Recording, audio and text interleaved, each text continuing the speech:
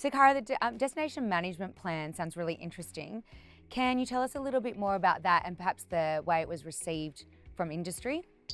We recognised that we'd achieved a lot in a matter of 5 years with our first DMP, and we knew that we needed to take our destination to the next level.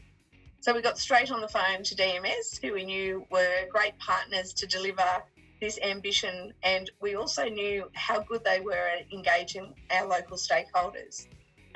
When they meet with our stakeholders, and they were very engaged and they turned up in droves, and we had multiple sessions across our destination so that people could easily access these sessions. And it wasn't just our industry we invited our local community and other business stakeholders or other industry sectors to input into that. And in fact, when the DMP was presented to our council, the Mayor said that it was the best presentation he'd ever seen, and that was from Carl at DMS. And I think the reason for that is that it's so ambitious, but it's real. They're a tangible, prioritised action plan, which really simplifies the process. The goals are very clear. They're attainable, but they're out of stretch. So it means that we're going to have progress in our destination. And I think it was one that had so much stakeholder engagement to the point where we met in Sydney with Tourism Australia, Destination New South Wales, National Parks and Wildlife Service.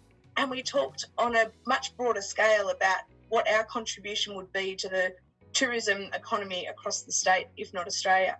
So being able to sit in rooms like that and have Carl and Charlotte at the helm guiding the conversation is we absolutely benefited from, and we appreciate very much. We know that these things are not always easy to do in regional areas when there may be history there or local characters that may not totally want to invest in this particular industry.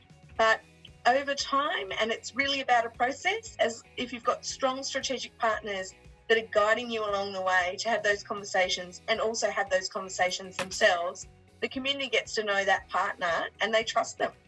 And that's exactly what happened with our last iteration of the DMP, is that our community trusted what they were hearing from DMS because they'd worked with them for so long and they had already achieved some great outcomes.